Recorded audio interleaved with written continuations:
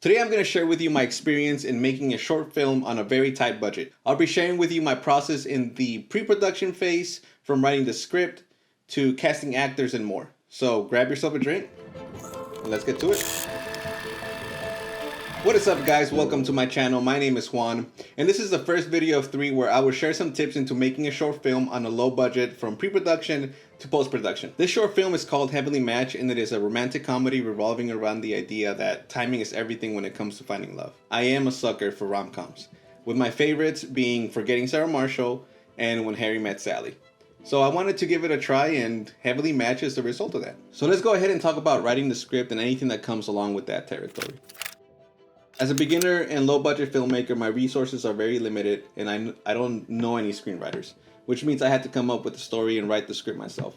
I know this might sound daunting for many of you guys, especially if you are just starting out like me, but if I was able to do it and I am not a screenwriter whatsoever, I know that you can do it as well. For Heavenly Match, the inspiration came from a situation that me and my wife saw one day when we were out having drinks. So we saw a couple that seemed to be on a first date and the girl fell asleep on the guy. He even took a picture of her sleeping on the patio table, and like a normal human being, I took a picture of them. And this made my gears start spinning and inspired me to write this story of 2 people looking for the right person, but things don't play out the way they hoped on their date. And that is all I'm gonna say because I don't want to spoil the story. A good tip is to start off by outlining the beats that you want to happen in your story.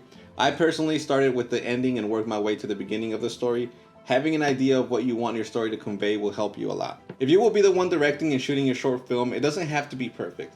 Just do some research and get the basics of what a script should look like. The important thing is that you're able to convey your vision to your cast and crew effectively. So once you have your beats outlined and understand the basic format of a script, then you can begin writing out the story with more details. And let me tell you, the first draft is going to be shit. Never go with your first draft and do as many rewrites as you can until you have a well-polished story. Don't rush this part and don't be afraid to let others read your script and give you feedback. One thing that will kill your story is neglecting to accept and apply feedback. So if you're going to share it with friends, make sure it is someone that will be 100% honest, even if it is not what you want to hear. But listening will only make your story better. With Heavenly Match, I did at least 6 rewrites before accepting it as complete. But I will say, you will be making adjustments throughout the entire process, including the day of production and editing. You are never really done with rewrites until the project is completely done. And I will get more into detail on that in the next couple of videos. Another thing to keep in mind when writing your script, if you don't have a budget like myself, remember to KISS. Keep it stupid simple. If you can't afford to block off an entire street, don't write a speed chase scene. Be mindful of what resources you have available to you and use them to your advantage. Now that you have your script written out, if you want to make your life easier for you and your production crew, make sure to storyboard and create a shot list. If all you know is how to draw stick figures, that will work, just make good notes. Regardless, this is something that really helped me and my crew stay on track and ensure we did not miss any coverage important to the story. This doesn't mean that you have to stick 100% to the storyboard because believe me, things will shift when you're actually filming. So new ideas will come and you don't want to limit your creativity. This is just to, for you to have a good base to start off and a safety net to avoid wasting too much time on set. So this was my process in regards to getting the story ready and prepared all the details to share with my cast and crew. Which leads us to the next part of the pre-production phase, which is finding a production crew and a cast. Fortunately, one of my best friends is a cinematographer, and when I shared my idea for the short film, he was on board in a heartbeat. And I am extremely grateful that he joined this project for the experience and just the art of it. So essentially, the production crew initially consisted of my wife as a producer, my friend Cody, and I. This is the beauty of networking and just getting out there and making films because, as I mentioned, this is my second short film with my first being Vanish. I made that film with just Cody as a cinematographer, myself as the lead and director, my wife and a group of friends that are not actors at all. So I submitted Vanish to a few film festivals. I didn't make it into all of them, but I did win Best Horror in the Southern Shorts Awards Film Festival and received other nominations such as Best Editing in another one. Surprisingly, did pretty well and was seen by a few other filmmakers in my area. So when I posted my casting call on the local filmmaking group on Facebook, to my surprise, other filmmakers reached out offering to help as part of the production crew with payment being credit and experience. So I was thrilled, and within weeks I had a cinematographer, first assistant camera, drone pilot, grip, and a script supervisor for one of the big scenes of the film. So I am extremely grateful for all of them, and if you guys are watching it, this video, you are fucking amazing. So my point with this is get out there and make films. Network with other filmmakers, join a local filmmaking community in your area, and make friends that have the same passions as you. This is very important as a low-budget filmmaker because making movies is a collaborative art, and it just makes the process that much more fun. Now, casting the right actors and actresses was a little bit harder. I did a two-step casting process. First, I did a video auditions, and then I rented a small office space for 2 hours and conducted live auditions with the top candidates that submitted their first audition. I was very particular with the people that were casted on this one, given that I had a specific vision for who the main characters were. So, I took my time. And I recommend that you do the same if you don't want to settle. Patience is key. This was important, especially since I had a low budget and could not afford to pay anyone. And when I say low budget, I mean like low as in money out of my own pocket. And it was used for renting out one of the locations, some props, and feeding the crew. Anyways, when I made the post, I did get a lot of inquiries, but the majority wanted to get paid for their skills, and I completely understand that, It's just that at this point in my filmmaking journey, I just can't do that.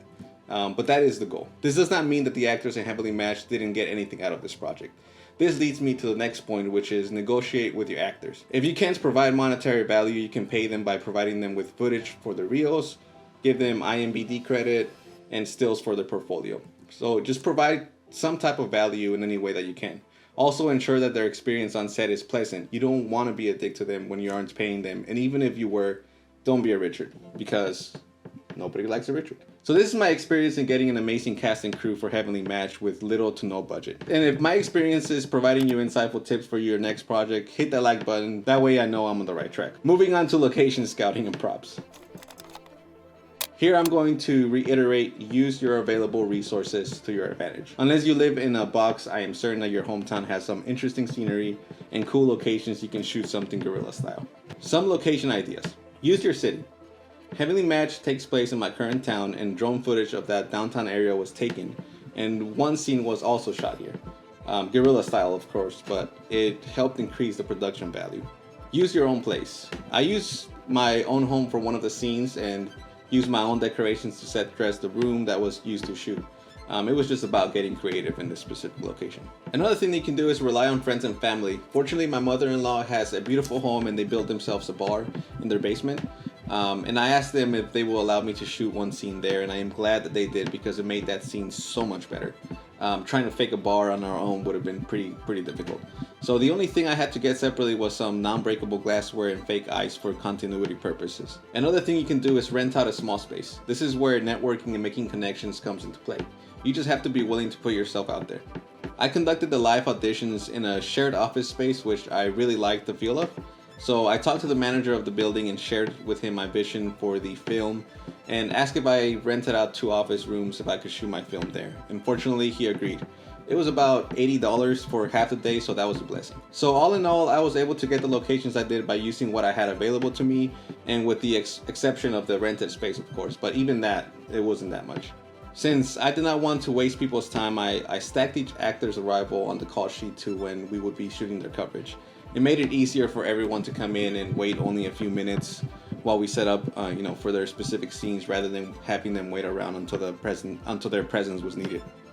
Although I thought I was being efficient by doing this, there is one thing I learned here, which is whatever time you think a scene will take, double that time. It will take longer to shoot than you anticipated. I learned this the hard way and I had to adjust on the second day, which I'll talk more about that in the next video.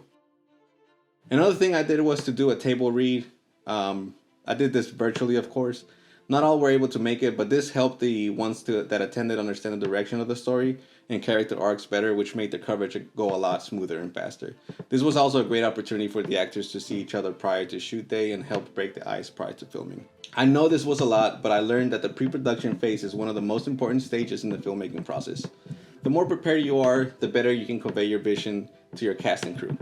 And I am glad that I did all of this prior to shooting because, in my experience, it made things run a lot smoother and a lot less stressful.